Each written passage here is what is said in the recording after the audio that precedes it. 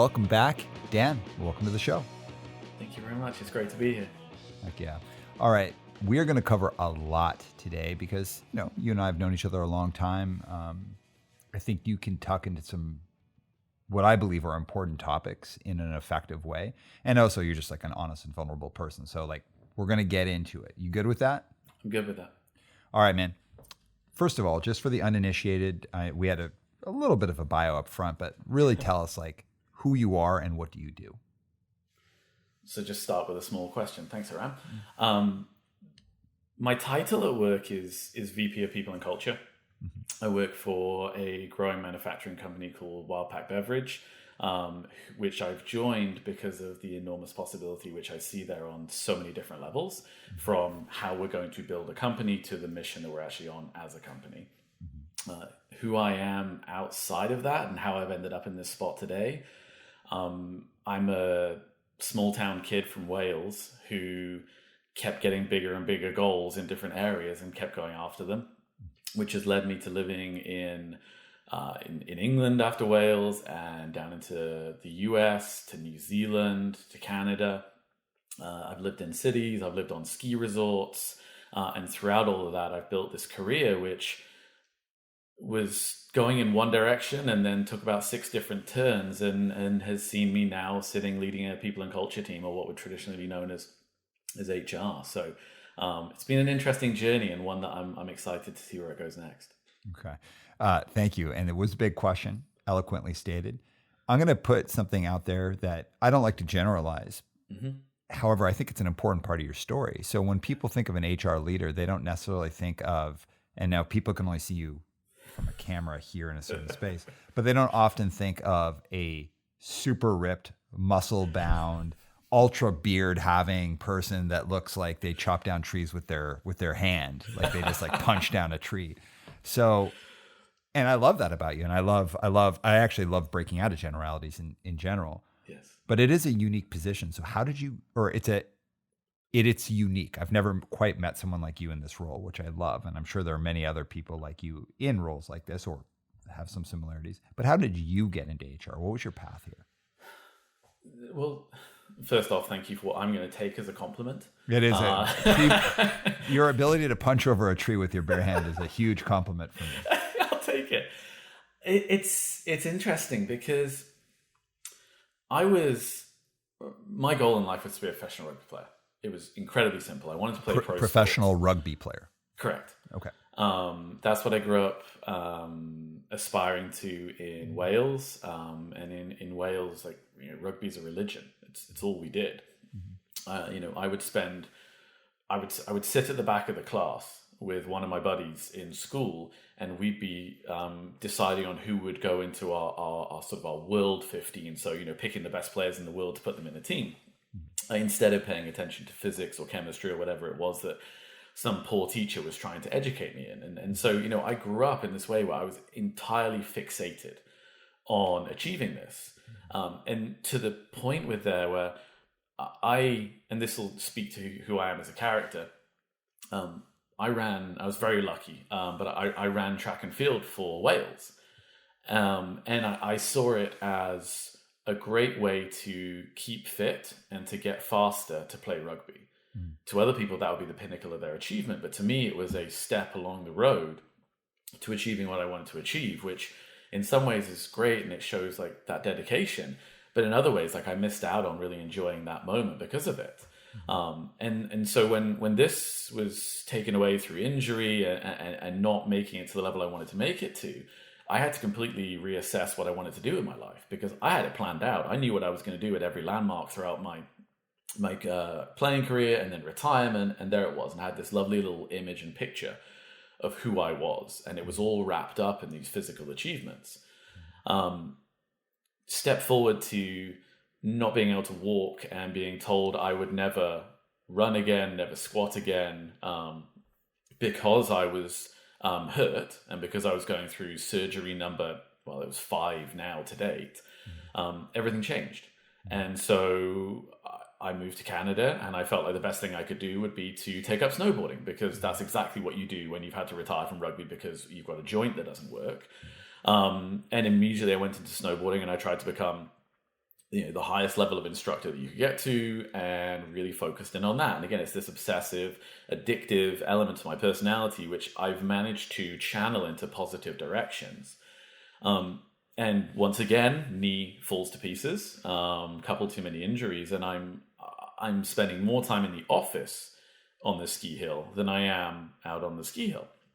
And the area of the snow school, which in some ways I fell into through passion and experience, and in some ways I fell into because other people didn't want to do it, was the HR side. And I realized that my passion for coaching, because I've been coaching sports since I was 17 years old, that was then a passion for coaching people in there, both on the hill and then inside. And so I'm writing policies, I'm writing training programs, I'm delivering training, I'm doing all the scheduling. And then that filters into, well, I'm the guy that does everything to do with the people. So in the shoulder seasons, I was very lucky that my boss at the time saw some potential here, and he tasked me with recruiting our team. So in the shoulder seasons, I had a job. So that was a win for me. So instead of going on EI and going and jumping on my mountain bike, which is what a lot of people did in the industry, I would spend my shoulder seasons sitting in the office, recruiting, attending as many interviews as I could with as many different people from around the world as I could, who looked like they were diverse, interesting individuals, because I was beginning to form this idea in my mind that if we brought in doctors, lawyers, professionals, artists, people from around the world that wanted to come and take a career break in a very similar way to how I had sort of experienced it, I could build a snow school of people that would create return business.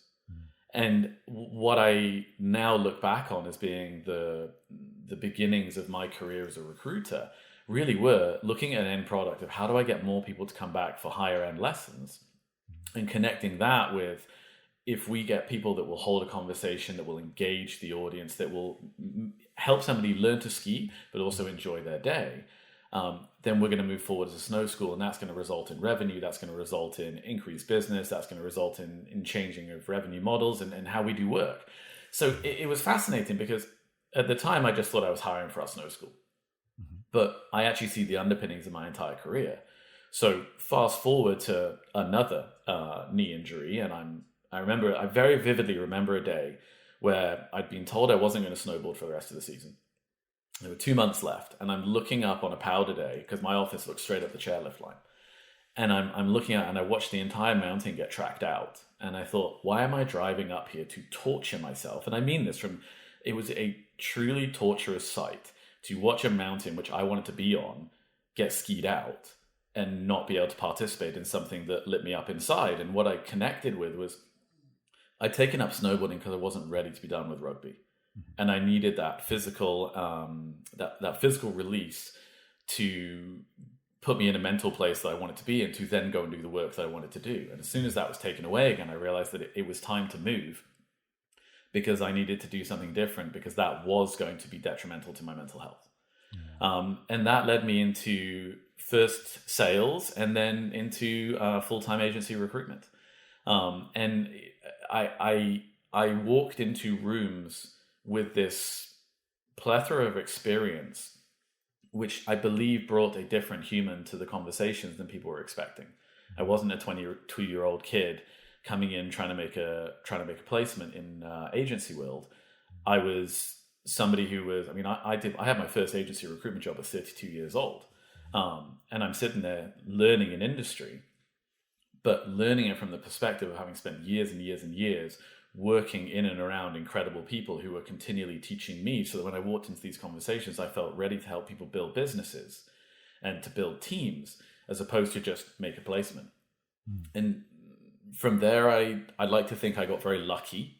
I met some incredible people, one of whom you know very well, Keris Hogarty, who is now at Ada as their head of people. She took me under her wing. And she was one of the most defining influences, and still is, on my career at that time, because she encouraged me to recruit in the way that I was developing, and she saw as the way to help businesses. And I then, I listened as much as I possibly could to when Keris talked. I joined her at Collier's with a very funny story, which I'm sure we'll get into. And she's helped me become the now head of people and culture, because what the two of us both agreed on, and still to this day, is that you can only effectively recruit if you understand the entire business. Yeah. And so now I get to sit here and have a team working with me to build a business through elements such as recruitment, although that's where I've had my primary education in HR. Okay. So let's go all the way back to when you were a rugby player. And you and I have talked a lot about this, so I'm just going to go direct at it. You're someone who's been pretty blunt about being like, I'm kind of a reformed alpha male type guy. And one of the things that really stood out to me is like, you used to talk to me, or you have talked to me about, quite frankly, it's like, I used to be very motivated by fast, like kind of traditional tropes, like fast cars and, like who I dated and what they would look like and like what social status I had. That really mattered to you at one point, but stopped mattering to you. So what happened? It's so interesting because I believe we're all a product of our environment, and I believe we're a product of our coaching. And I grew up in a world where at 15, when I would go and play for North Wales or East Wales or whatever the team was, at the end of the game, every person in the clubhouse wanted to buy me a beer because I'd been the standout player on the pitch. And at 15, that's a really interesting world to be walking into because, I mean, for a start, you're 3 years short of legal drinking age, and yet that's the reward structure. And I remember, it was so patently obvious that there were certain things that I could do which would make me fit in. And I was very lucky. Again, I go back to my Welsh rugby coach, a guy called Mike Griffith, who was, I quote him today, and it's 25 years since we first met. He was the calming influence that I needed, because it was very easy to get caught up in play well, win, go out, get drunk, and turn up the next day and train with a hangover, move forward with it, because we had a great time on this night or in this place, or and some of the unhealthy influences that live in that game. And Mike was well ahead of his years in terms of no drinking, look at your diet, train in the gym, put all the emphasis on that. But these influences kept coming in and out of my life. Like, there was a standing joke of the rugby club that I wanted to go and play for. If you looked at the bar, the players' bar after the game, there was a lineup of 15 women, all of whom were blonde, 5'7", and you couldn't tell the difference. Which, when I even think and say that out loud now, it's a repulsive thing to say, because that was the ideal. That was what people thought was a reflection of success. Whereas actually it's got nothing to do with it. But that was the world that we grew up in, and that's what we therefore idolize, and that's what we look towards. And I believe that the difference maker for me was the incredible female influences in my life from an early age. Like, when I think back on my being a kid, just as much as I remember the great moments of winning, whatever sport it was in, I vividly remember the moments of disappointment in the one specific occasion. I went out and had a skinful of beers the night before a game. And I remember I was very lucky. I landed the winning kick from the touchline that day. But that memory went away very quickly, because the look of disappointment in my mum's eyes when I literally threw up over the wall of a cemetery as we pulled into the car park at the rugby ground. I'll never forget it. That one scarred me. I never drank the night before a game for the rest of my career, because I couldn't handle that look of disappointment from somebody I respected that much. And that was I was 16. And I would say that was the turning point in my life. That, and a conversation with with Mike, our Welsh rugby coach, who took us down to the woods one day to run some sprints, and pulled us in, and one of the boys was hungover, and he looked at us and he said, "Any one of you can come to my sessions hungover, not a problem." He's like, "I will run you till you puke and you'll never come back again." And then he just said, 3, 2, 1, go. And the six of us went herring off up this hill thinking, wait, what just happened here? And I better win the sprint. And it was that. It was a light bulb for me. But, it was one of those moments where you get pulled back in. Injury led to, a first year of rugby at a university getting wiped out. So I partied, I drank, I hung out with people that I wouldn't necessarily have hung out with. And I didn't like myself. And it was at the end of that first year where I went for a run. It was summer's day, went for a run. And one of my friends said to me afterwards, like, hey, let's go for a beer. I said, no, I don't drink. And he said, well, that's funny because like yesterday I had about 10 pints with you. And I was like, yeah, I know it's over. And he gives me that, yeah, we'll see. I'm like, no, it's over. I'm a rugby player again. And from that moment forward, I didn't drink for the next 3 years. Played rugby. Unfortunately, it all ended for me at that point. But I was true to myself again because there was nothing more important than that feeling I got on the pitch and that sense of achievement and that being able to be proud again of exactly who I was and what I was doing. And I've never found that balance when I've had the negative influences in my life, such as alcohol. Well, and to bring it to something around your discipline today, like around work discipline and what I see in my job as a coach, like those ideas, like, so let's say those kind of traditionally kind of alpha, like actually let's just call it what it is, like kind of like toxic male ideas of like, you've got to date someone that looks a certain way. You've got to have a certain kind of physique. You got to act a certain kind of way. You have to drive a certain kind of car. So things that we grew up with in the 70s and the 80s of what it would mean to be kind of like a man and like a competitor and someone to be envied and looked to as being successful. Those things, as ridiculous as they are as we talk about it, if we transport it into the business world, they still play out, and they play out in different ways, like how much money you make, how much power you have, like, like how you present yourself online, like how people take photos of themselves. Like these like really toxic ways of being might have evolved and changed, but actually I think they've just maybe obscured themselves a little bit more, and they're still at play. You seem to be someone who's pretty comfortable with holding up a mirror to yourself and trying to really legitimately push past that and kind of maybe view what it would be, how you want to present yourself as a whole person today. How did you get like that? So how did you move past those kind of toxic ideas into who you are today? And I know it's an evolution, but just give us some general sign points. And I agree with you. I think it's 100% prevalent. And I think one of those moments for me is something as simple as some of the, Vancouver still has your traditional clubs. And I've been invited to those a few times for different work functions. And I realized just how uncomfortable I was in those places. Not because I don't think I can be relevant in a conversation there, but because I don't believe that I need to be standing in a specific club, area, environment, restaurant, to have those conversations. And actually, I think anything that's exclusionary is probably taking us backwards. And that's the point for me. It's that if an environment isn't created to bring every person into it, then why would it be encouraged? And you talk about something as simple as like hierarchy in a company. Why is there this traditional idea that everybody has to say yes if the person above them makes a recommendation? And I think traditionally that's the way it was. And you look back to 90s work culture, and culture is set from the top down, and decisions are made from the top down, and you listen and do. I remember interviewing for a company, and this one blew me away and made me realize that I wasn't going to be a fit there long term, because I went in for my interview and they said, okay, so start time's 8 a.m. And I was like, okay.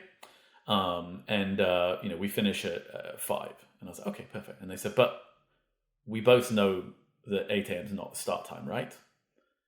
And in my head, I was like, but you just said it was. And he's like, so start time's 7:30. Don't be late. Okay. So now I'm confused. And he's like, and look, we both know that 5 p.m. is not the actual finish time, right? And again, I'm like, no, you just said it was. So you're going to need to clarify this for me. And he said, well, it's at least 6, probably 6:30. And my advice to you, don't be the first to leave.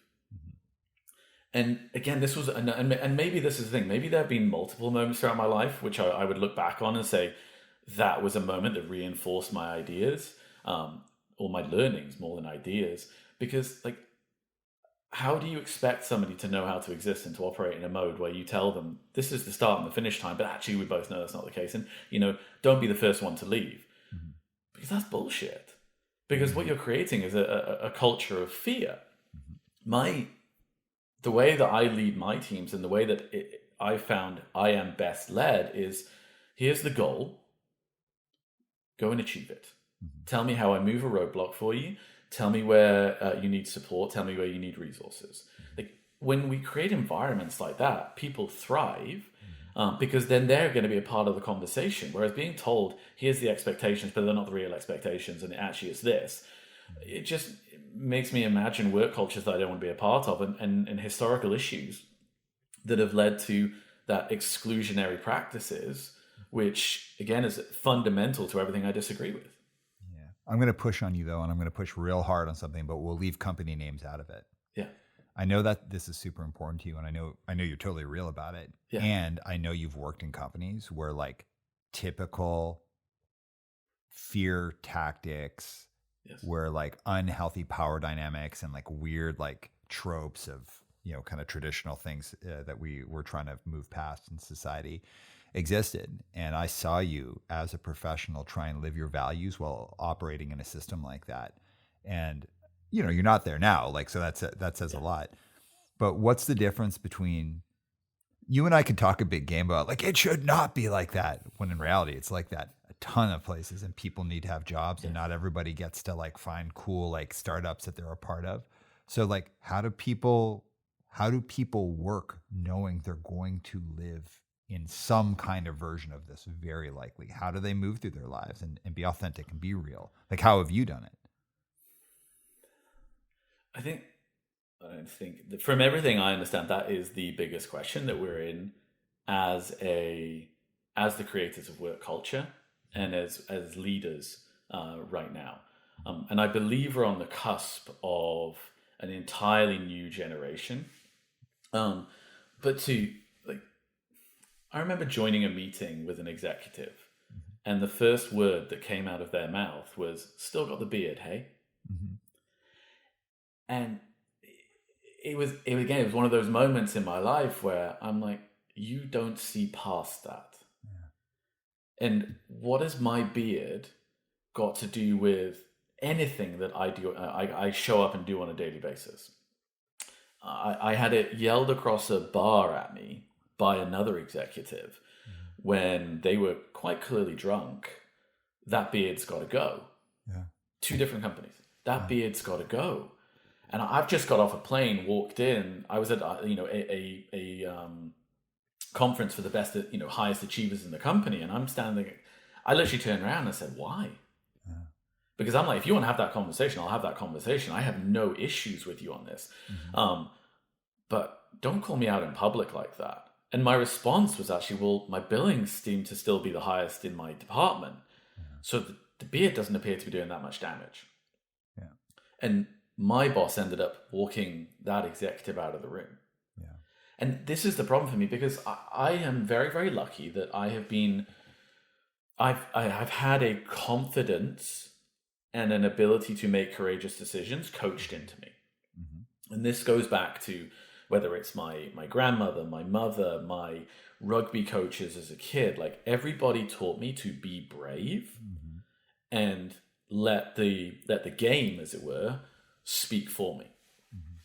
And that to me is how we change the dynamic, because I learned to back myself first before looking for affirmation from others. Because when you're in a sport where there's individual contribution, it's absolutely massive.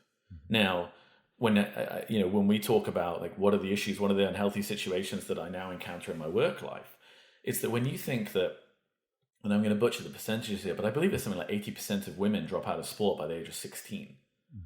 Well, I was just ramping up at that age, and some of the best coaching I ever received was after that age, and I was coached as an athlete.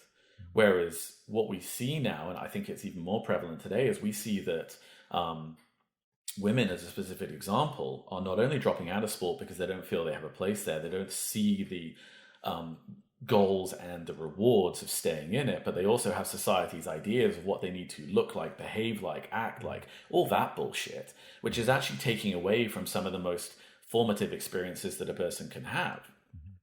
And so I believe we're looking at two distinct sets of humans right now. And think about this in a sales culture. How many times do we hear, let's hire athletes because athletes know how to be coached, know how to be pushed, and know how to fail? Great. But what happens if people didn't have the opportunity to be an athlete in their formative years and therefore haven't been given that? Shouldn't it be on us to now provide that? And so like when I look at this, I believe I'm lucky because society rewarded me. And we've talked about this before. I was a straight, white, able-bodied male. Like one more who went to great schools, mostly because my parents were teachers there, so I could get in and we didn't have to pay. Or if we did, it was very small. And then I managed to carry that on through to university because of a combination of sport and academics. So I had it, and I don't mind saying this, in the grander scheme of things, I had it easy because the roadblocks are very, very small. And so for me now, what we need to do, and I put myself in this, is we need to stand up and rather than just saying, this is how I'm going to make my career, it's like, this is how we're going to create opportunity for others. And where, and I appreciate your coaching more than you know, throughout the last few years on multiple times of doing this, we need to put ourselves in a place which could be seen as risky so that others don't have to. Yeah. All right. So I want to hit on something, and man, I feel like I'm really like going at you here, and it's because I know you actually have thought about these things, and yes. It's not that that's relatively rare. It's that it can be rare. Most people think about these things, but the level of accountability and honesty you have with yourself and your ability to speak to it is what makes you rare for this conversation. So I'm going to push it even further. So we got these people who are making these like super awkward, like beard conversations, like, or comments, like super weird. And do you mind if I relate it to something about my own career path? Not at all. Okay, when I got hired at the first coaching firm that I worked at before I started my own, the boss at the time the owner, the CEO hired me and was like, this whole song and dance, like, hey, we want a therapist in here. We want someone to help with our coaching. And I started working there. And I got the same song and dance that you did. Like, hey, we start early, we stay late, never be the first person to go home. We expect you to answer emails at night. We expect you to work at least one night out of the weekend. And like, I had just come from working in the social services, and I was like, oh my God, this is crazy. But I'd taken the leap, like fair game. I've entered into a different arena. I'm game. But first day, my new boss said to me, hey, so I have 3 things to ask you, and not ask. He's like, there's 3 things I need you to do. The first is nobody wants to see your tattoos, so I want you to get specially tailored shirts that have longer sleeves, so that no clients will ever see your tattoos. And I was like, okay. He's like, the next thing, I never want you to tell anyone that you played in a punk band, because we work with like really high end boutique stuff, like it's very professional. If you tell that to anyone, they're not gonna like it. I was like, all right. And the third thing is, don't tell anyone you're a therapist, because they're going to feel like they're being analyzed. It's going to make them uncomfortable. And I was silent for a second. I was like, so why did you hire me? He's like, well, da da da. And I realized 2 things in an instant. I was just a salesperson, and I had not applied for a sales job, but I'd been given a sales job. I'd kind of been tricked into it, and I'd left like pretty serious therapeutic career to do that. And so I remember just thinking like, oh, who is this clown? I've totally been tricked. But the second thing was, I need to draw a line here. And so the line I drew was, hey man, I'll tell you what, I'm going to, for the first 3 months, wear normal length shirts, tell people I played in punk bands, and tell them I was a therapist. And if in that 3 months you get 1 complaint, I'll tell you, man, I will get the longest sleeves. It will look like I'm wearing my grandfather's shirt. I'll never mention anything else. If you get 1 complaint about it, I'll change. But give me 3 months. And if in 3 months you don't get 1 complaint, then we'll never bring it up again. And, beside this guy being like a legitimate dork, he was like, okay, all right, I'll do that. Not only did I not get a complaint, people were captivated by it. They loved it. They were like, oh, you're a therapist. They instantly applied an expert level to me. Second, they loved that I played in a punk band. Every other coach that ever experienced was, and there's nothing wrong with this, it was just a person who'd come up through the business ranks that didn't have necessarily kind of like an interesting background story. And people love the tattoos. So when we go to group sessions, people are like, I want the tattoo guy to be the person I work with. And I remember within the first 3 months, that leader being like, hey, like I thought I'd shook up his thinking a bit, where it's like, oh, there can be different kinds of people. But, I ended up working in that company for many years. And something I just realized is like, you just want to make a lot of money. You don't care what anyone looks like. You just want people who are going to make you money and make you feel powerful and safe. And you're still going to be the same shitty idiot that hired me on day one. And the thing that I learned there was like, I went into that company with the idea of I'm going to create some kind of change. And I'm not going to say that company didn't change or that they're not a better company today. And I don't want to say it was because of me. I think there's a lot of people who are unhappy with the status quo, like the work crazy hours, culture of fear and all of that. But at the end of the day, it's not my company. I don't own it. I'm not the guy that's going to make all that money from it. I'm out there putting my blood, sweat, and tears. And also I have a platform because I'm a straight white dude. If I get fired from that company, I'll be able to get another job, no problem. I've been told my whole life that I should speak up. I grew up in punk band, so I'm always trying to shove my opinion in people's faces. My whole life set me up to try and create that kind of change. And my also life set me up for when I was like, fuck this place, fuck this dude, I'm not going to work here anymore, that I could go do my own thing. And part of it is because of my expertise and all the things. I bring a certain thing to it. But you and I can talk a big game about being brave and having the tough conversations and standing up for ourselves. But the whole world has told us we're supposed to do that. And it's still hard for people like you and me. I know how hard it was for you. I know what it did to your sense of self and how terrible that felt. So how can we in good conscience tell other people they should go and do that if they haven't had the same leg up that we've had? What? And God, I can relate so much to that conversation, or the conversations that you had there. And I love your response that watch me for 3 months. Because I think we can do that for other people. Mm-hmm. I think we need to create platforms for others. There were 2 incredibly powerful conversations that I had, which really took me in through somebody else's eyes. And it was when I joined, a company. And I had one of the most talented people I've ever met on my team. And pretty much the first question that she asked me, 'cause on my LinkedIn headline, it speaks to creating opportunity for those that don't have it, and priding myself on being a leader in the D&I space. And the question she asked me was, are you full of shit? And I was sitting there, and it made me grin, because I was like, whether she realized it or not, in that moment, she did feel safe to ask the question because what I had put up there. But good for her for challenging. And I asked her, I was like, can you expand on the question? And she said, well, I've read your LinkedIn tagline, and it's very on trend. So I was just wondering if you actually believed it or if you're just full of shit. And I loved it for it. I thought it was one of the most incredible conversations or the incredible conversation starters that we could have had. Because however we left that conversation that day, I felt like she had been able to say something and ask a real question. And I hope the answer that I gave her felt real. Because this is how I believe that we do it. There's me standing on a soapbox, you standing on a soapbox and saying, create opportunity for others is one thing, but we have to live it.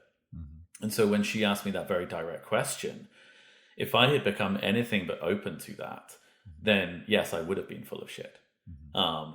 But instead, fast forward 3 months, and the same individual and I were having a conversation where she felt guilty about taking opportunities which she didn't feel that she had earned yet. Mm-hmm. And the conversation that I came back to with her was, how many doors do you think have opened for me because I played high-level sport, I went to top universities, I've been the number one salesperson in my team. Like, how many doors opened for me that I actually didn't deserve from a perspective of knowledge but that I allowed myself to walk through. And it was interesting because she looked at me, and I could see in her eyes that this wasn't the way that she'd ever looked at it before.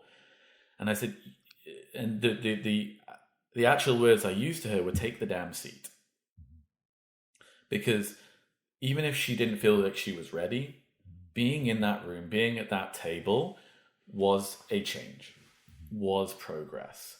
And she would learn more sitting at that table, even contributing through presence rather than thought, to begin with, would change not only how people thought, but also what she knew, and her own sense of validity and self-esteem and ability to be in that room. Because I believed that when she sat at the table would be taken off a pedestal. Because I think the biggest challenge that a lot of people have in their careers is they don't think they have value in conversations. Whereas I would argue the other, that it's actually the person with the freshest eyes that often has the most value. And so helping her and being the support behind her that encouraged her to move forwards in that moment, that's what I think we can do. And then it's the second part of that is like helping people when they're not in the room. There's something terrifying, like 90% of conversations about your career happen when you're not in the room. So never staying quiet when somebody is being discussed if you back them. So if I have somebody talented on my team, or I've seen somebody do something very, very that could be influential or positive in a company, I'm going to talk about it. Because at that point, somebody who may not have seen, heard, understood, or even known of a human in the company that could be driving the company forward, they don't have perspective until someone like myself or yourself or other leaders offer it. And that's when we have to use our position and our influence to put others in a position of influence.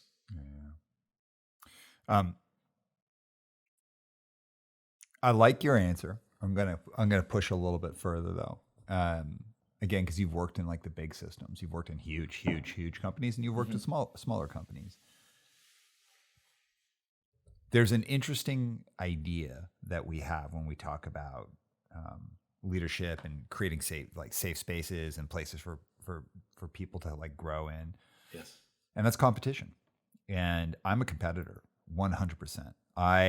It's funny, like when I was younger, I used to be like, oh, I don't like competition. I only compete with myself. And there's this band called Gorilla Biscuits. It's like one of my favorite bands. They have a song called Competition. And I was like, oh yeah, competition. It's like, not good. And I have my best friend, Dave Larson, is like, dude, you're like the most competitive person I've ever met. I'm like, no, I'm competitive. And really, it wasn't until I was like in my 40s, I'm like, oh, I'm totally competitive. And in fact, I'm kind of like passive aggressive. I've previously been passive aggressive about it because I just don't fucking own it. Like, own it. Yeah. Like, I'm competitive. I want to win. I want to do good things. But something I've learned as I've gotten older is like, be a competitor if that's true to you. Be that competitor. And in fact, I'd encourage more people to embrace competition as a really good thing. But the idea that I have really learned is the idea between competition for achievement versus competition that I would consider to be toxic, to take something away from someone. And like, so having a nice watch, I'll give you an example. I like watches. I want to achieve something. I want to be able to get a watch that I really love and that I covet and I think it's cool. And I'm using a watch because it's like an unnecessary thing, right? Yeah. Like, I don't want to have a watch because it's a status symbol. I don't want to make someone else feel bad. I want to have a watch because it's something I aspire to, because I think it's beautiful and cool and interesting and it's a meaningful accomplishment for me. But it's not to like wear on my wrist and like, like make other people like be like, oh my God, look at that guy. Look at all these things. Or like a position or money or getting a promotion, whatever it is, or having your idea rise to the surface. Competition is, I believe, a healthy thing. And again, I grew up like going to university. I grew up in like a generally intact family. I grew up like, I was terribly bullied when I was a kid, and which caused me to like become more competitive, to always try to outpace people. But like, competition is a part of our world. You put a seed in the ground, it's in competition with the soil. It's trying to burst up. So competition isn't bad. You are a competitor. I know that about you, obviously, not just from your background, sports background, but just what I know about you. So if we're creating this space where like we want people to speak up, advocate for themselves, like when you say take the damn seat, like show up in the conversation, how do we move past these generalities of just being like, oh, do that, to really create those spaces where there can be healthy competition, that competition is viewed as something that is like, how do you have even fair competition? Because some people have more privilege than others. So how do we create like the proper idea and structure around competition so that it doesn't become toxically competitive? Yeah. Again, it's such a relevant question and such a real question for where we are. Mm-hmm. And the answer for me is, I think we need to change the goalposts. Mm-hmm. Because we need, and when I say that, it's like the rules of the game are changing. And take recruitment, for example. If I wanted to go out and recruit a sales leader tomorrow, and I was told, and again, I fall into my own experience set of recruitments where I grew up. And I was told, we need a great sales leader, and you need to bring him in as quickly as possible. Well, that's easy. I go and line up 5 white males who come from major companies with, if we're looking in the US, an Ivy League education, and I fill that job in a week. But that would be a small personal win for me because I filled the position. Mm-hmm. Where I believe we need to look at the rules, where we need to say, okay, we need to fill a sales leader role that can change this company's future. Mm-hmm. And if we're going to do that, we need to look outside of the traditional boxes. Mm-hmm. Because actually, I want to know who is the best traditional candidate, because they don't become irrelevant just because we're changing the rules of the game. Who is the best? But instead of stacking it with 5 people that all look, sound, and have learned the same, they've probably all got MBAs, they probably have all come up in a major and then gone to it. It's those same commonalities. Well, go and find the best diverse candidate panel for that position. Find the person that scrapped their way up, that went to night school, that has started in a small company, and we could be the break into a big company. Go and flip the entire position requirements on its head and find the human that has the potential to change the way that we as a company think and achieve. Because if you do that, then it goes from being a small win of we filled a position to a major win of this company is now going to think and act in a different way. And it takes brave leadership. It takes that change, which I believe is coming, in that we should not be rating ourselves on what was successful in the past. We should be rating ourselves on how we disrupt, how we change, and how we evolve in industry. Because that's the challenge that I put out to as many people as I speak to, is like, change an industry. Don't do a job, change an industry. And I don't want that to sound lofty bullshit, because, I think it could. But I had a career in commercial real estate, and the amount of times that I would speak to unbelievable and incredibly talented, I don't like the word unbelievable, outstanding female talent who previously had not been represented in the workforce, in the sales roles in commercial real estate. And I found some of the best talent I've ever met there because we went looking for it. I remember challenging my recruitment team one day and saying, I'd like us to find a female plumber. And everybody in the room said, there aren't any. And I was like, well, of course there aren't if you're not looking for them. And they were, what do you mean? I was like, well, if you're not looking for them, you'll never find someone. You will never find a female plumber if you don't look for a female plumber. There's plenty, by the way, of female plumbers on the planet, and very, very good ones. But if we go into something with a subconscious bias or an unconscious bias that we don't believe that these people exist, you will never find them. Add to that, if we don't believe they exist and we're not looking for them, we're not outwardly going to search for people like this, we're not creating opportunity. So there isn't that desire to find, which creates opportunities. There's a knock-on effect here. And one of the proudest moments I ever had with that team was 2 years later. I got a note, came through Teams, like, hey, Dan. I'm like, what's that? They just hired a female plumber. And the pride, because it represented far more than one position being filled. It represented a change in thinking. And so for me, we've got to do that. Like we've got, and I think, again, I don't like that we're saying I think.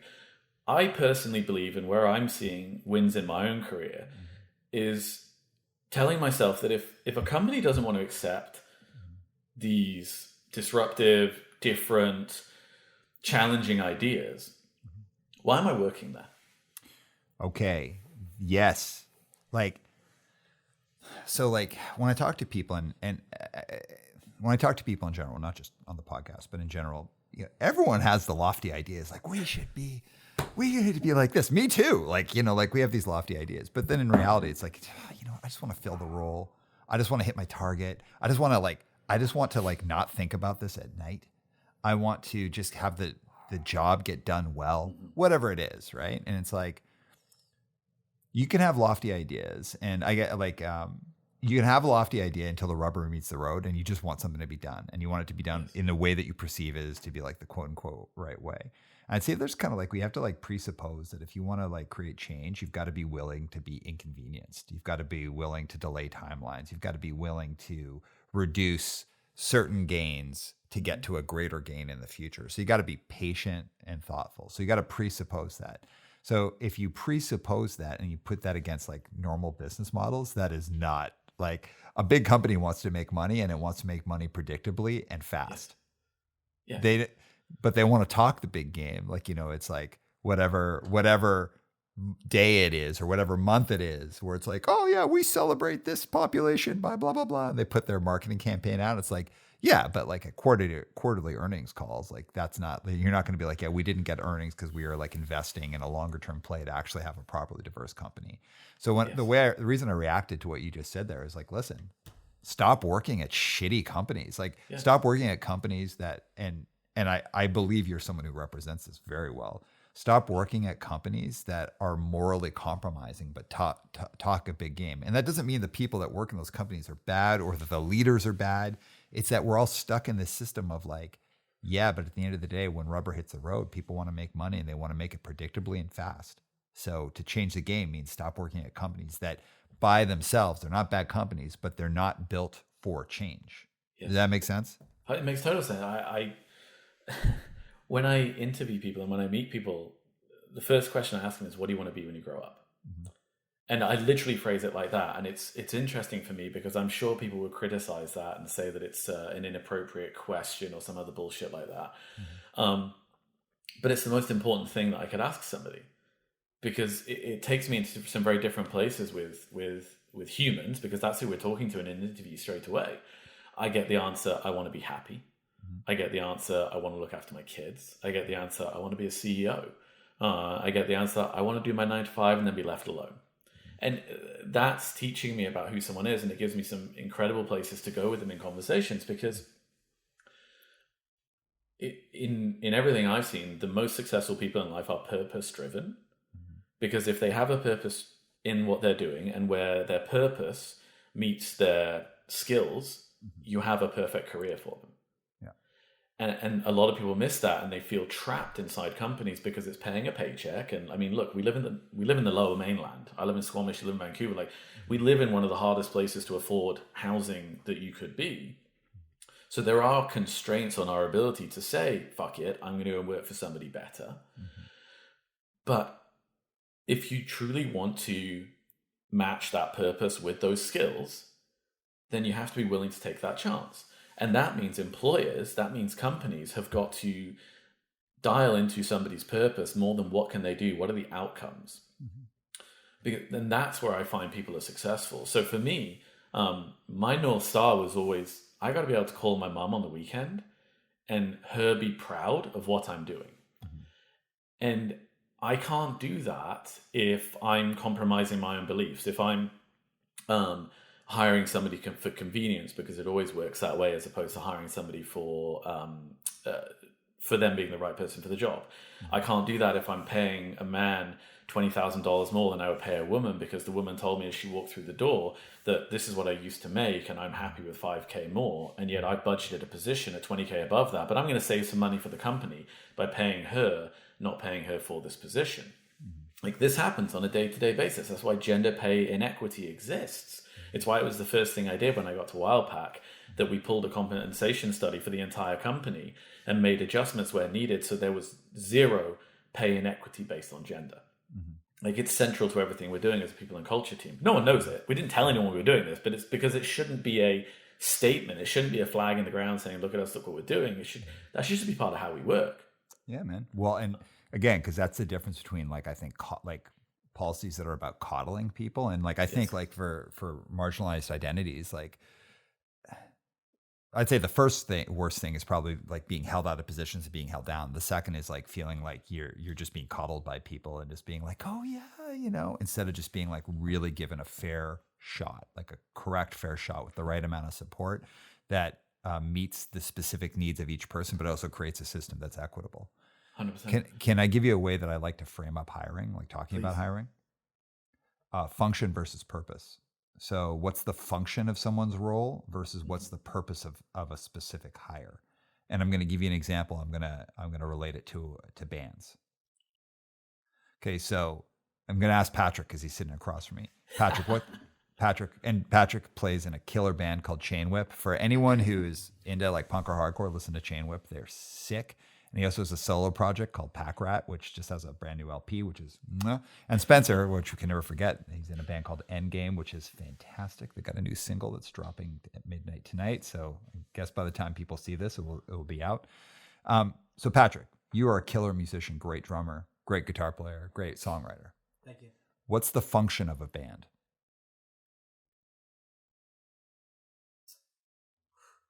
Function of a band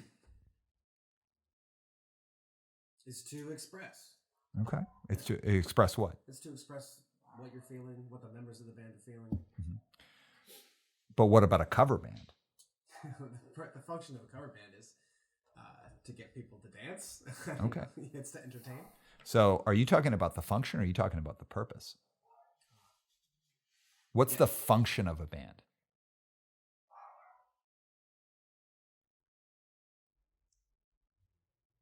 Is it not to entertain? It's to play music. Yeah. Right? And that could be recording records. It could, but what a band does is based on its purpose. So if a band just wants to, hey, you know what? I just want to play music with friends, get people dancing, then the function of the band is always the same. It's to play music. Mm-hmm. But the purpose of the band is to entertain. So we're not out trying to write songs. We're just trying to play like Bruce Springsteen's covers at the bar on the weekend, or Guns N' Roses or whatever. If you're like, hey, I want to express myself creatively, then the purpose of the band is different. It's about creativity. And then the function of the band is still the same. Mm-hmm. The function of the band is to play music. It could play music in a slightly different way now because now you're writing music, but the function might slightly change or adapt, but the function is always the same. Play music, and it can just switch. But the purpose can be radically different based on what you want out of your band. Dan, if you have a hire, what's the function of a sales leader? Well, I'll give an example of our company right now, Wildpack.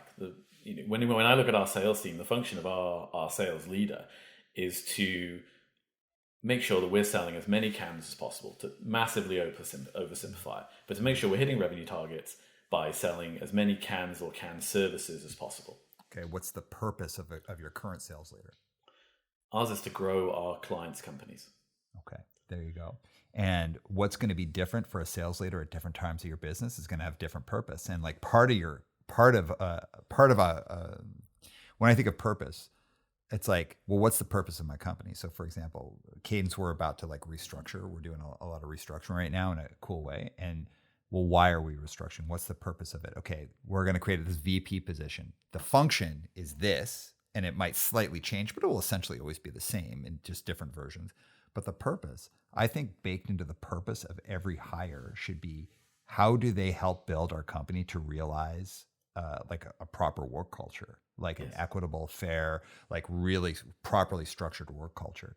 That's their purpose, and that purpose is going to change. So that could be like, this time we are dedicated to hiring a female leader or a person of color or a person of color who is a female leader. And that actually is part of the purpose.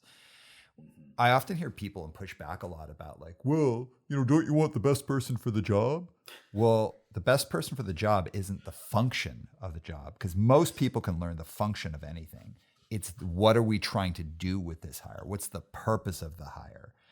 And that's like, and by that was my dummy voice. It's my idiot voice. And I shouldn't do that because a lot of people, I think it's a fair thing to ask, but it's like total, like, this is like starter thinker, like question asked, like, don't you want the best person for the job? Well, yeah, but the best person for the job isn't the function of the job. It's the purpose of the job. It's the purpose of the position at this time in the company. What do you think of that?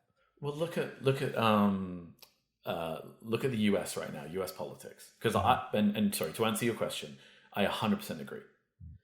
and the reason I say look at US politics right now is because Biden just came out and did this. And I've been watching this with fascination because it's the exact conversations being played out in the media that we've been having as leaders within people, talent, diversity and inclusion for years. Because he came out and said that they're going to hire a black female Supreme Court justice. And sorry if I just got the title of the judge wrong, but I believe it's the Supreme Court justice. And instead of doing the dummy voice that you just did, I'll just say Fox News said that this is unacceptable. And what about all the white men that are going to miss out because they're only going to hire a black woman? Right. And I'm like, this is the conversation that we're in every single day. Because if you look at talent development, like this is it. It's saying that let us look at a representation across a company and understand if it's going to get us towards where we want to go. So purpose over function, because the function is anyone that's qualified can perform the function of a role. But what if we need to change the way we think? Because at the heart of diversity of thought. If you hire people or bring people into your company from the same school, the same neighborhood, the same community, the same clubs, the same sports all the time, you've got a absolute microcosm of talent. And then the second that you bring somebody in from a different town, from a different school, from a different community, from a different country, from a different set of companies that they come from before, you add somebody who is going to think differently because they've been brought up in a different way. That's what challenge is. It's law of diminishing returns. If you keep hiring people from that same microcosm, ultimately you're going to end up with the same results over and over again. And where I believe, as you say, the rubber meets the road, and where I think companies are experiencing it now is if you're a $2 billion company, you're not making it to $4 billion company by doing exactly the same thing over and over again. Whereas you might make it to an $8 billion company quicker than you can make it to 4 that way if you bring some people in that are going to challenge the status quo. Because law of diminishing returns says that if you keep doing the same thing over and over again, you get incrementally less from it. Yeah. Well, that's what companies are doing today. And that's why at the center of, and because I take issue with anyone that says we shouldn't have to have a representation quota when we're looking at candidates for a role. We shouldn't have to say that we need to look at candidates from outside of traditional backgrounds for a role. Because actually we should. Because that's what we should have been doing all along. And unfortunately now, we're just putting some data behind our actions to hold ourselves accountable. It's holding up the mirror again. That's all it is. And the result will be that more people are presented opportunity and therefore bring more to the companies that they go into. Totally, man. And like, this is this thing that kills me. Like, function is like, a band plays music. That's what a band does. And then based on what your purpose is, the way they go about playing music could be different. Maybe they write originals. They're still playing music, but they're playing now original music, right? So that implies there's some writing process that will be slightly different. So if I was hiring someone, I was like, okay, the purpose is we want to put out great original records. Okay, yes. Well then the function is still the same, but I'm looking for slightly different attributes for who will be in the band, right? I'll be looking for people who aren't just good musicians, but are also good songwriters and who know how to play in a collaborative space. If, hey, we're just trying to have fun with this band, like we just want to like have good times. Okay, so it's like maybe it's like just like a parent rock band, you know what I mean? Great. Well, then we're not looking necessarily for like a ultra songwriter. We're just looking for someone who knows how to like casually play an instrument, but we're still playing music. Yes. And like that idea of when people talk a lot about, changing our work culture and even building, I'm not allergic to the ideas of company culture because I talk about it all day, but the generalities of which people speak about this, like company culture is important to us. Okay, so that then must be part of your purpose when you're hiring people. Yes. We know what our company culture is. So when we're hiring people, we know what their function is, but the purpose of each hire should be this person in a clear and direct way. We understand how they are going to move us closer to the culture we're trying to achieve. Like, purpose is dominant in hiring practices, in my opinion, in good companies. Yes. And if it's not, then the underlying purpose is, well, we just want to make money. We want to make money fast and predictably. Like, yes. And if you don't take a hold of your purpose, and the purpose is we just want to make money fast and predictably, which is not bad, but you should own that. You should be like, this is what we want to do. And knowing what your purpose is for hiring and knowing the function is important, but predominantly purpose should overshadow function, because function should just be like, yeah, of course that's what we expect, but now what's the purpose? That should be the dominant hiring decision. That's the way that I encourage people to think about it. Yeah, I totally agree, because every hire has a result, and that result is a controllable element. And if that, and by that I don't necessarily mean do they hit their KPIs. I mean what is the effect they have walking into the company. And we as leaders, anyone involved with bringing people into a company, have to create an environment where that result could be change rather than immediate results, because that's where we all win in the long term. It's fascinating for me because, again, to go back to, and apologies for anybody who's listening to this that hasn't grown up around rugby, but rugby is known around the world as the most inclusive sport, because for every body size, for every human, whether you're tall and skinny, short and stocky, quick, slow, whatever there is a place for you on a rugby pitch, because the positions in it are so varied. It's one of the reasons that it's such a high participation sport, because everybody can play. There is not a dominant individual who will absolutely be needed in that team. And that has completely framed the way that I think about a company, because there's a place for every single person. And actually, a rugby team performs better if you have this diverse mix of characters, body shapes, who you are, what attributes you bring. And if you try and create this uniformity, you lose. And that for me has shaped the way that I've thought about hiring my entire life and building teams my entire life, because we need to make space for what everybody can bring, rather than just thinking, let's take the safe option. And the safe option historically is white males, because we need to challenge that thought. So two instances, like in the absolute inception of me coming to Wildpack, and two of the major reasons which I made this move. One, I asked the CEO, Mitch, and the COO, Chuck, two very, very smart humans. I said, what have you done so far in terms of diversity and inclusion? And Mitch said, we started with the board. And we do. We have a diverse board. There are $1 billion companies that do not have the diversity on their board that we do. And it's something that we should be proud of. He said, I've worked on the board. The rest now I put in your hands. And that for me was an incredible moment, because we will build out through bringing in the right people and through having conversations like this. And, I'm exactly what you're not supposed to have. I'm a white male who's, being one of the foremost thinkers in our company on diversity and inclusion, which is a very interesting position to be. But what I would say is that nobody is building a diversity and inclusion strategy on their own. And anyone that thinks they are is not doing it as well as they could be. So immediately I go to my network, I go to my team. And that's how we'll do it. We embrace the people in the company that want to be a part of this conversation. The second part was that I hired two absolutely incredible individuals, both of whom happen to be women. And there's a million reasons for it. And the first off is that when you think about function, they're two of the best people I've ever seen at their jobs. Simple as that.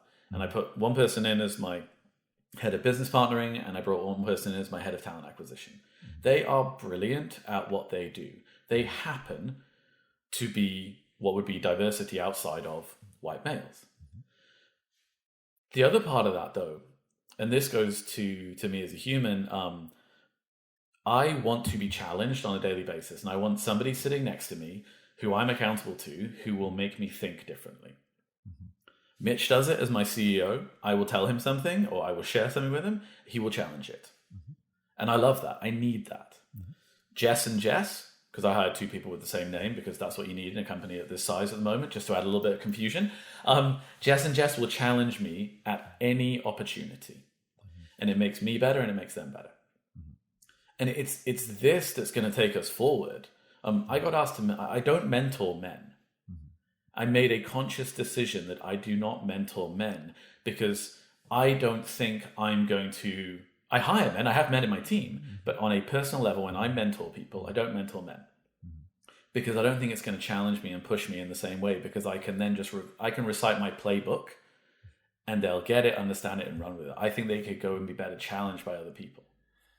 All right. So now I'm going to push on something. Sorry, did you have something else to say? No, go. Okay. So I want to say two things. First, let's go back to the idea of function versus purpose. Well, what happens if the person can't do the function, but they meet the purpose? And so I'll give you an example. I was hiring for a position at Cadence, and it's high stakes. Like, this is my company. Like, if the company fails, like, I'm not only am I out of a job, everyone that works for the company is out of a job. And it's like that clear that so much stuff lays on my shoulders about making good and bad hiring decisions. But also it's like, how my family lives, right? Like, I'm responsible for a very young child. I have I have a parent who lives with me who needs me to kind of manage everything. I've got a father who's quite ill, lives in a home. I've got I've got a lot of responsibilities on my shoulders. You know what I want? I want to make sure my company makes good, predictable income. I want my company to grow and do that. And I want to tell you that when the rubber hits the road, I'm like, I just want someone who's easy. I can hire quick, who's going to do a really, really good job. And I have to always think, where's the purpose? I'm going to give you an example. We were doing some hiring, and I left an interview, and I called Jerry, who is our VP of operations, and she's like my 100%, the person who challenges my thinking. Said, yeah, this person's not a good fit. I don't think they're like an advanced enough coach. There was a few barriers here from a function perspective. And Jerry said, well, what's the purpose of this hire? And I was like, how dare you throw my own words in my face? And I was like, oh God. And we had this big debate back and forth. Actually, it wasn't a big debate because Jerry's like really, really insightful and knows how to kind of stimulate thinking. And I was like, all right, you know what? Good point. This person perfectly fits the purpose of this hire, and I'm willing to take a leap of faith on the function side. And didn't work out. Couldn't bring it on the function side. And we had to fail fast. So I'm a big fan of the idea that was introduced to me by my friend Matt from the Hard Times of failing fast. Like, fail fast, because you don't want to keep someone in a position that they're just not going to get to. You give them the fair amount of chances, support, create the right kind of structure. But if they're not going to work out, you got to fail fast, because if you truly want to pursue purpose primarily and then function secondarily, that means that you've got to be able to like fail fast if they aren't going to be able to hit the function. And we did have to move someone out because they just couldn't master the function side of it quick enough to be effective, although they did fulfill the purpose side. And it was a really hard decision to make, because I was like, I can't keep someone in here, because then it seems to me a bit performative, and it seems to me like I'm being performative and just trying to be like, quote unquote, like a good guy versus being like what's a proper steward for the business.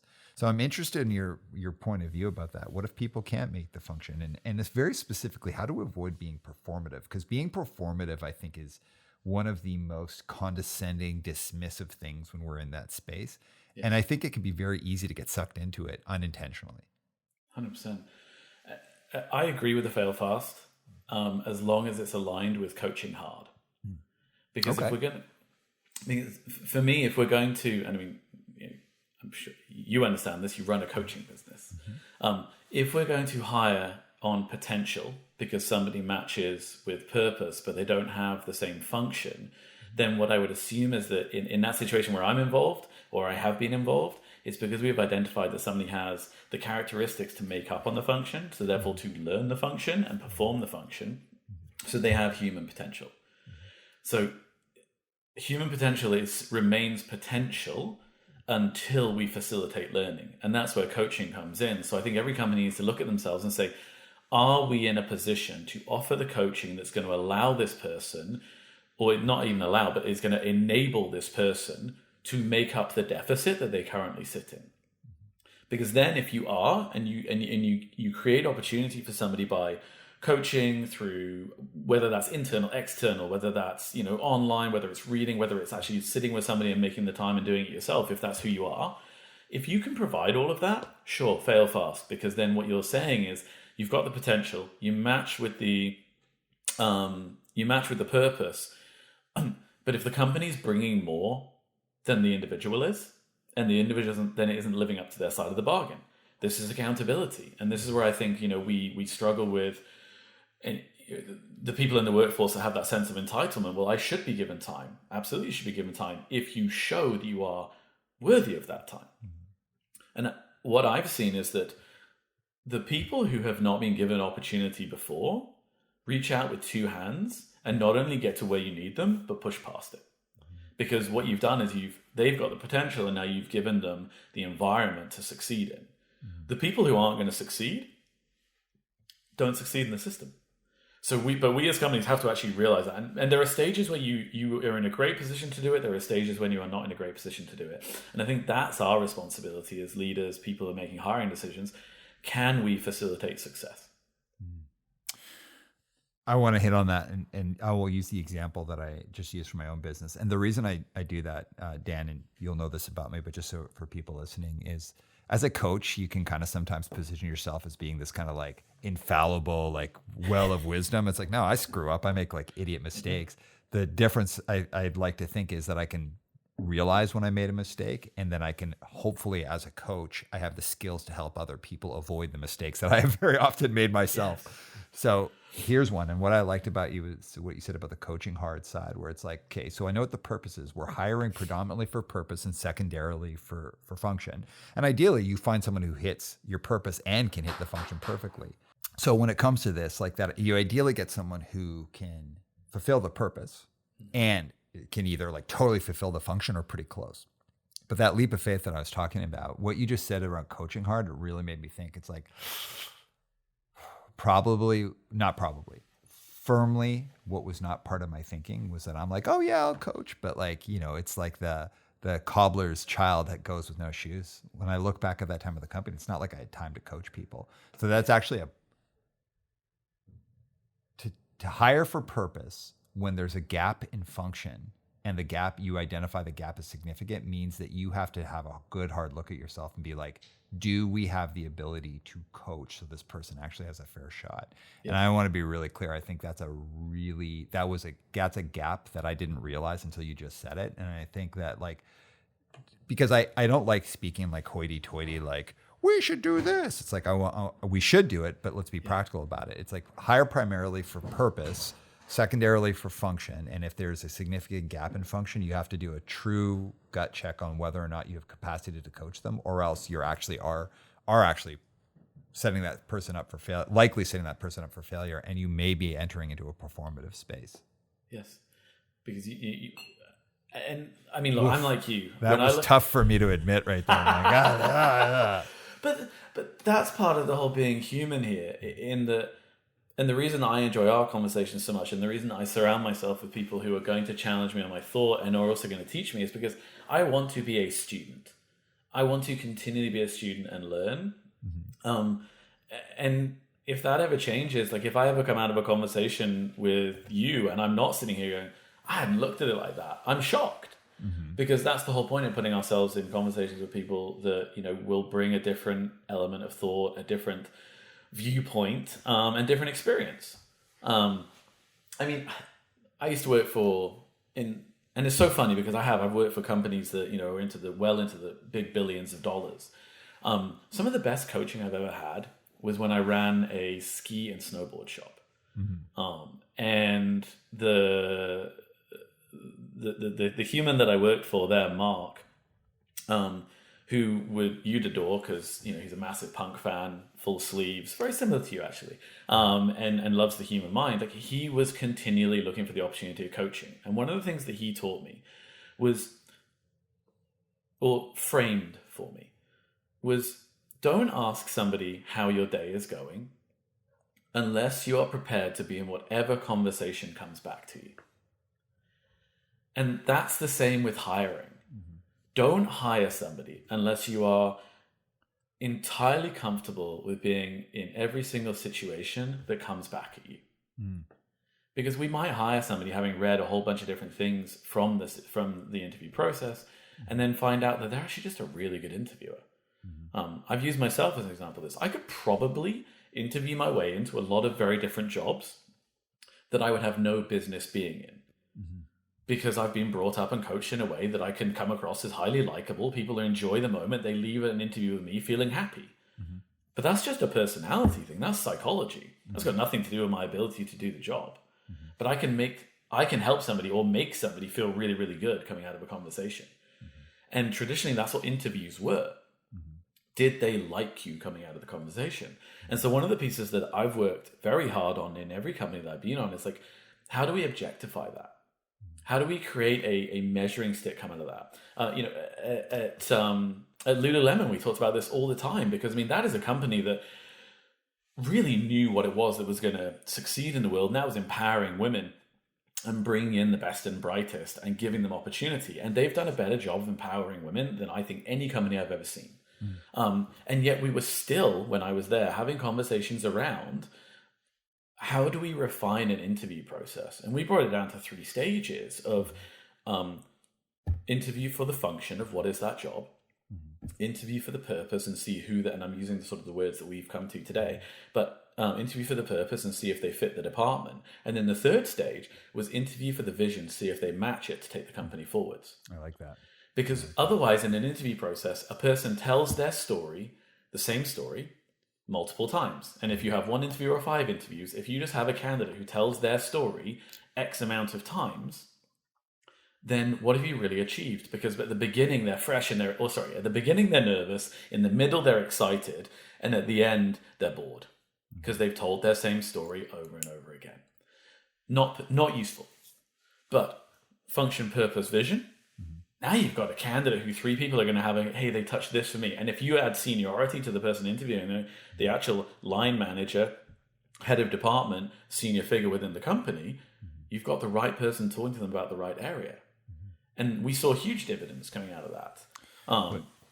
It also brings an interesting decision point, because if you add that 3rd category in vision, it allows you to be like, well, what if someone's more heavily weighted into what is the right combination that we'd be willing to live with? And then can we support that person through strong coaching, internal practices? Do we have those things?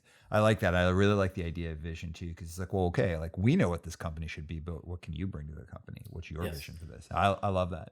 Yeah. All right, man, I'm about to take a pretty hard turn. Are you ready for it? Okay. All right. So you've talked a lot about strong women in your life. Yes. What was your home life like growing up? About everything you could hope for. And it's funny that I say that, because my parents are teachers. And, summer holidays for us was jumping in the family station wagon, driving down to France, sitting on the ferry for a day to get there, and then driving to a campsite, just hanging out, being a family. And, it wasn't, I didn't ski when I was a kid because we didn't have the money to do that. Now I live just down the road from Whistler and spend every Saturday there. Nothing was extravagant. I rode, it's so funny because there's pictures of me riding, ponies, but I'd like to say horses because it just sounds cooler, as a kid. But I got to do it because my mum ran the boarding school riding club, and people would donate these horses and ponies and a donkey to us because we lived in an affluent community, but the school was a school for disadvantaged kids or troubled kids. I grew up on a 300-acre park, which was a boarding school, and I had the run of it. So there were 250 boys there who every single one of them wanted to play soccer with me whenever I wanted. So I would just run around this parkland because there were cadets at every entrance and exit. So my parents had this constant, one, they knew I couldn't get out. And 2, there was this constant sort of relay back to my parents, because there are no cell phones. This is the 1980s. There's this constant relay of information going back to my parents, but I was last seen here playing soccer with these people or climbing a tree here. So my childhood was amazing. I grew up where my parents, all they wanted to do was be parents. So I had the most incredible childhood. I mean, when I started playing, the highest level rugby that I was playing, my mum and dad used to drive me from North Wales into a rugby club called Aram, which was in the northwest of England. It was an hour and a bit each way. And my mum would drive me to training. She'd then sit and do her marking. She would teach us. She'd sit in the car and do her marking while I trained, and then she'd drive me home. And it was all done without any kind of sort of, do you know how lucky you are? You know, they moved to teach at a private school in Wales because they wanted me to have that kind of education. It was, so everything was teed up for me to be successful, and I'm massively lucky for it. I had my gran moved in with us, my mum's mum, when we lost my granddad, and so I would spend weekends sitting watching rally and touring car racing with my gran, and actually having that quality time with her, connecting, because we lived in the same house. And then I would go fishing with my other grandparents, and Gran would make us breakfast, and then Granddad and I would stomp off to the beach and come back, this little 6-year-old me stomping off to the beach with my fishing rod over my shoulder, and like, it was amazing. So on one side you've got that, on the other side, something you said earlier, like, I was bullied as a kid. I spent years getting hammered, whether that was physical or verbal or both, because my dad was a teacher at my school, and some of the senior guys didn't like that. So whether it was on a pitch or off a pitch, I got beaten up regularly. I got verbally abused and bullied constantly, and that experience has stayed with me to this day, and I know has shaped a lot of the ways that I look at life, because that was the dark side of my childhood, because it was a hell of a lot to go through, and yet I look back on it and I'm like, I took a lot of lessons from that. Well, people can have both, and first of all, thanks for sharing that. Two things can be true. People can have totally privileged upbringings that are like wonderful and amazing. Like, man, you had like ponies? That's sick. Like, I didn't have any ponies. However, I also had like a really privileged upbringing, and you can also grow up in this like hellscape of hopelessness and being bullied and not knowing what to do. Like, I grew up a lot feeling like the system failed me, because like I grew up going to Catholic school, and it was like all about like good and be good, and like praise the Lord or whatever it was, but like the idea that good things were going to happen. And I always grew up with this sense that somebody was going to come and intervene when, like, cause I got like terribly bullied. But what I terribly bullied mean is like terribly bullied for like a kid who came from a mixed family in Calgary, Alberta in the 80s. It was like relatively bad, and it lasted for many, many years, but certainly not as bad as what other people have experienced at all. But it set me up to feel like the system let me down. Because when I got into like junior high, I was like, oh no, this isn't going to change. Like, like I'm always going to be named Aram. People are going to call my parents, might call my family terrorists. They're going to make fun of like, my dad's accent. They're going to make fun of my nose. Like, I'm going to get picked on until I bulletproof myself, which is where a lot of like, I'd say the seeds of kind of being toxically competitive came in. Cause like I developed I am just going to outwork everybody. I am going to do the thing that is so good, so undeniable that you will be shut up forever. And it worked very well for me. I went on to do lots of really cool things and enjoyed 0% of them until I had a good life reckoning that really like helped center me and like reconnect me with myself. And so the reason I'm going down this path is like, you can have a great childhood and then have horrible, like just both things can be true, or you can just have a totally challenging childhood from a financial standpoint, parenting standpoint, but also be widely accepted in your neighborhood. Like there's a lot, and some people just get they don't have any of the kind of some of the grounding stuff. The reason I'm talking about this is you have been very well built to handle life challenges and recover from them. So when you talk about rugby and blowing out your knee and having to like, I thought I was going to do this. Now I'm going to do this. That happened. Now I'm going to do this. How come you're so well built to be able to recover from something that is traumatic, and where I'm heading in a minute? Yeah. How come you're so well built? Is there something special about you, or is it about what you've done to get there? So there's two answers to this. A year ago, I would have told you that I have found a way to look at anything that's gone like badly for me. I mean, I broke on my back twice. I pulled my pec off my arm, like literally pulled the pec tendon off the arm completely. I had to have surgery to put it back on. 5 knee surgeries. And I found a way to say that, because once I had disconnected my self-worth and self-esteem from physical achievement, and I actually connected it to what my actions are on a daily basis. And I actually have it tattooed on my shoulder. In Latin, I have let my actions define me, as a physical manifestation or reminder of of the ethos that I created through injury. That and where I went from that is like, every injury I have, like if I have a friend that blows their knee, talk to me all day, because I will turn my negative experience into a positive experience for them, because I can now act as that reassuring, look, I've been there, let's talk about it, and I can help somebody else through my own experience. So that is what equipped me, that total shift of realizing that helping, again, and so much goes back to coaching for me, but helping somebody achieve, helping somebody surprise themselves and do something. If I can lean into my own experiences to help them do that, then everything that I went through was worth it. Now, you would have said that a year ago. I would have said that a year ago, because a year ago I thought that I was really good at this game. And then, and so everyone knows, I'm not leading Dan down here. I kind of mentioned that there was some value in us discussing this, and he was game for it. So thank you. So within this past year, you had the sudden loss of your mother. Yeah. Well, to completely expand, I lost my gran. I lost my granddad. I lost my dog and I don't know why I always qualify how long I had the dog for as if it's a lesser life, but I had my dog of 13 years. And then I lost my mum in the space of 11 months. And I wouldn't say that I'm even close to being recovered from it. And, you know, when people say COVID's been tough, I'm like, yeah, I've watched 3 funerals on live streams.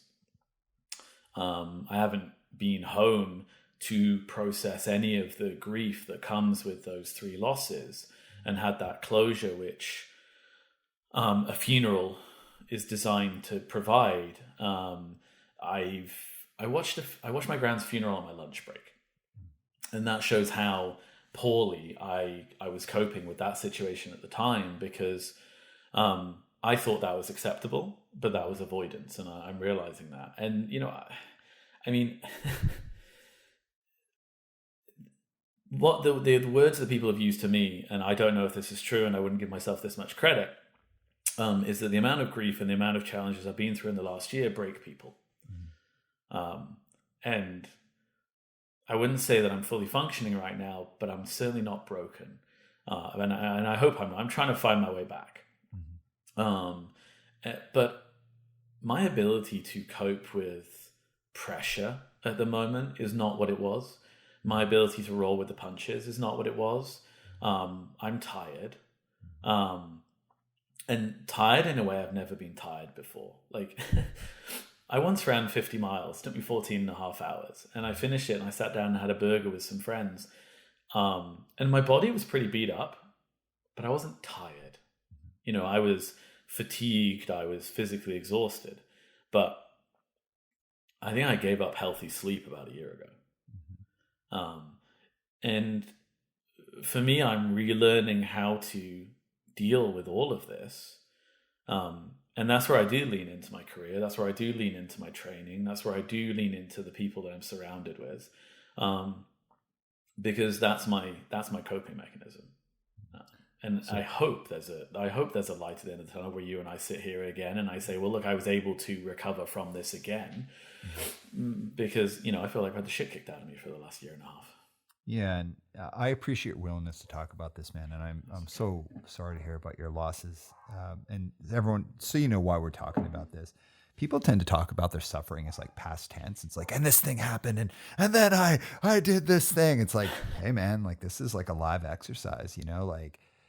For those who haven't known Dan previously, so Dan is very dedicated athlete, ultra runner, CrossFit, very, very physically healthy, has a very established group of friends, a lot of like long-term deep friendships, very successful in what he does, lives in a beautiful, beautiful place. So you could say on a lot of levels, it's like, yeah, you're well built for suffering. But when suffering comes. And there's things like not being able to achieve something in your life, like not being able to get that job or get that car or getting fired or having a breakup or whatever. And most people can figure their way through those. But there is some situations, and I know many of us have experienced this during the pandemic, that knock you down in a way where you have to figure out what you're really made of today. Not what you were made of traditionally, but who are you today and what do you need to do to get through this? Dan, I know you're in a place like that. What are you doing to take care of yourself? Because you're still leading a rapidly growing organization. You're building up a team. You're a professional. You're staying on your physical training. So how are you taking care of yourself, man? Well, thank you for asking it like that. And also thank you for such a, I feel very lucky that that's how you would describe me. And it brings to Mark, my coach, he always says, and to use his words, like, my life's perfect. And I truly believe that. Like, I am so lucky in everything that I have and that I do. In this, and that's why sometimes the first thing I've had to do is I've had to accept that, there is a break in this existence, and that what I'm going through, is real, is big, is shitty, and does need dealing with. I'm, I say this with all the love in the world, but I'm British. We repress the hell out of our feelings. We're taught to do that from day one. Push them all the way. Push them down. Push them down. Don't talk about it. And so, the first step for me is being in that and being prepared to talk about this, being prepared to accept that I'm not okay. I didn't used to cry. Again, this goes back to that. This is toxic. This is that toxic. When people use the term toxic masculinity, I believe it's overused, but not crying because you're a man is a toxic result of behaviors and teachings, because it's just a healthy, tell me if I'm wrong here, but it's a healthy release of stress. Oh yeah, psychologically and physically. It has somatic and psychological benefits. I found myself, I got to the end of a Peloton ride of all things, and there are people that know me. Again, I'm more known for being out powerlifting and squatting 500 pounds than I am for sitting on a Peloton at home. But I got to the end of a Peloton ride the other night where there was a big climb at the end of it. And I haven't actually admitted this, but I found myself sitting there screaming into my towel, because there was so much emotion pouring out of me, and it came out physically. The neighbors were out, thank goodness, because they would have wondered what was going on. But that was, and actually I told one person about that, my very, very good friend, Stu, who I run with and I host our podcast with. And he's like, I was ashamed. I was genuinely ashamed that I found myself in this position of what I thought was weakness. Because again, still learning here, of literally screaming into a towel. I was like, dude, I lost control. And he's like, I do that in the woods all the time. And I'm like, what? He's like, oh yeah, I'll run down a trail screaming because it's coming out. And I was like, and it was that expression for him. That's a normal thing. This guy runs ultramarathons, has Crohn's, was in the British Army, has seen things that I couldn't even imagine. Like, he's somebody I respect in so many ways, and admire and am inspired by. And he's telling me that's normal. And it's it's being willing to share things and learn from them. As I've learned throughout my life, I set myself a massive goal. Well, two actually. One, I took on the biggest job of my career, which I love. However hard and difficult it is to fit it all in and do it all. And I'll admit, I sit there on a daily basis thinking, how am I going to do this? But I truly believe that's healthy. Because if I thought I could do it all easily, then ego would be getting in the way of actual achievement. But I also signed up for the longest ultra of my life. I'm training for 100 miler, which is going to be running for probably 48 hours in Whistler this September, because I needed a sense of purpose. That sounds horrible, and good luck. Good luck to you. I think that's healthy. Can I tack something in there? Please. And man, you know yourself. You take care of yourself the way that's right. We use this idea of like toxic positivity, and I know I'm saying the word toxic a lot, and that has its own like level of like ew. But toxic positivity, like Instagram life, like people sharing all these slides. It's like, man, listen, I'll pause. I'll just simply just say this, that suffering is suffering. You got to deal with it. And so I have consistently been a person who's dealt with like my challenges, my difficulties by working harder, longer, taking on crazy challenges, doing all this kind of stuff. And I can succeed. Like if there's one thing that I know I can do, it's succeed at things. No problem. But what can I do? I can't heal. And I've traditionally had a very hard time healing.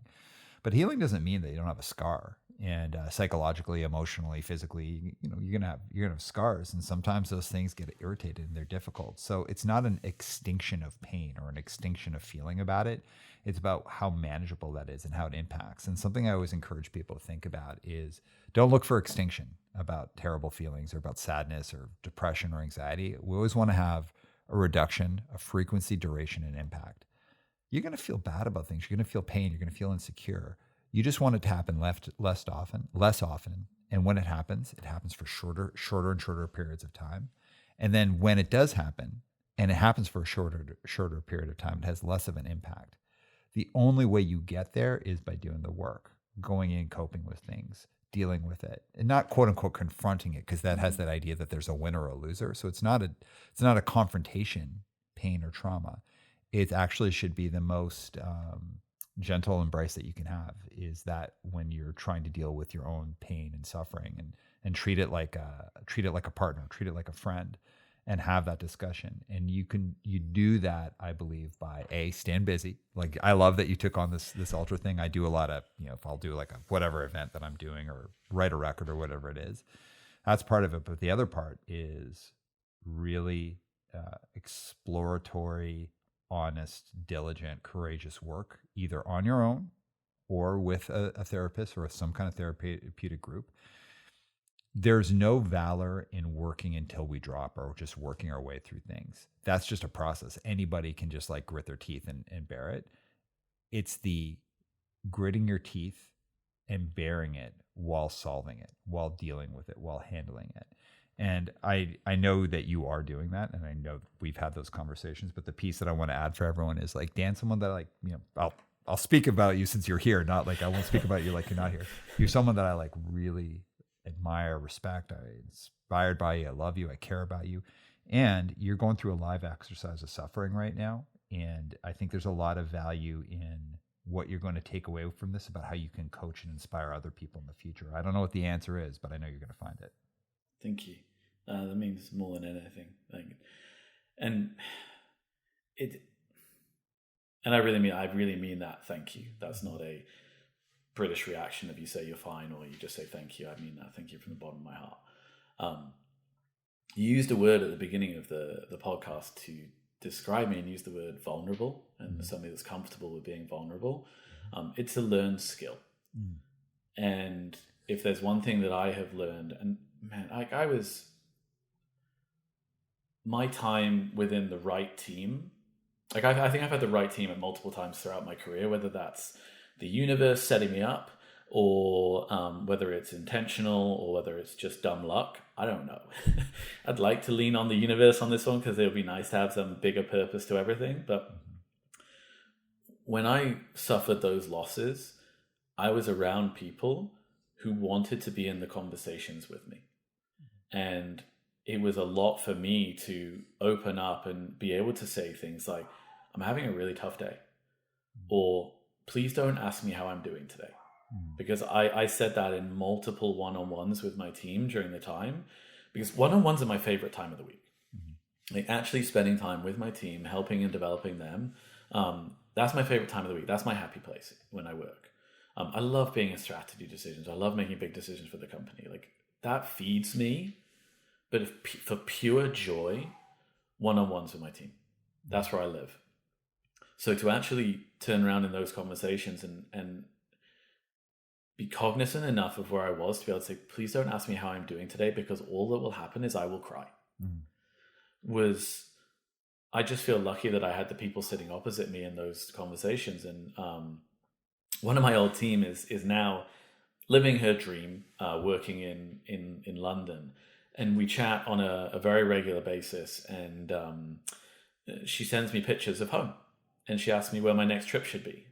And I've sent her some recommendations of things that I did with my family, my parents, my mum growing up. And she thanked me. She said, look, thank you for giving me the privilege of seeing the UK through yours and your mum's experiences and eyes.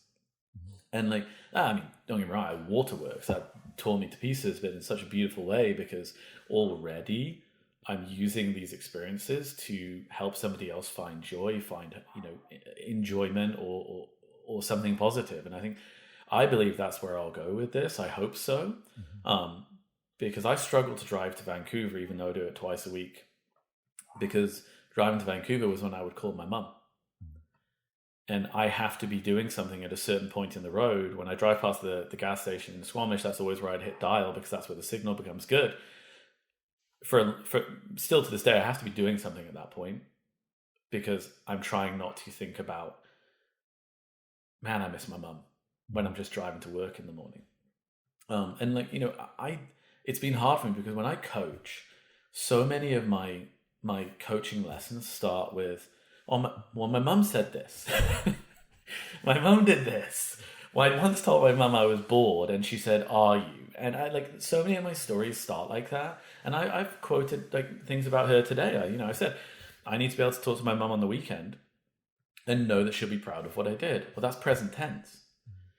And so I'm not in that pulling past this, and being still talking about her is my effort to be vulnerable, to acknowledge that like I'm nowhere near the other side of this, but I have to remain true, because they're still the lessons that will guide me for the rest of my life.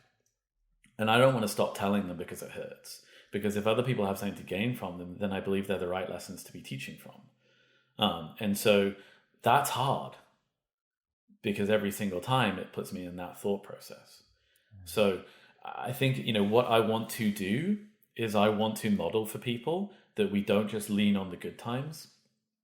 And it is okay to be open and vulnerable and honest and share like actually from within, because that way we can be the same human at work, the same human in our friendships, the same human in training. Like that way we can be our true selves all the time, because then we can actually be consistent, and then people will benefit from anything that we share. Because I don't have the emotional energy to do different. I don't think many people do. That's really very powerful, man. Thank you for sharing all that.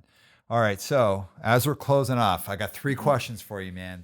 They're toughies. They're going to be the toughest ones of the whole hour. You thought I was taking it, I was being hard, but wait to get ready for this. Favorite punk band? So you've listened to the podcast. That's not what I'm going to ask you, actually. I'm going to ask you something harder than that. Okay. Hold on. Could you answer that, please? Thank you. All right. I hope you're ready for this, man. Top 3 of all time rugby players. Go. Oh.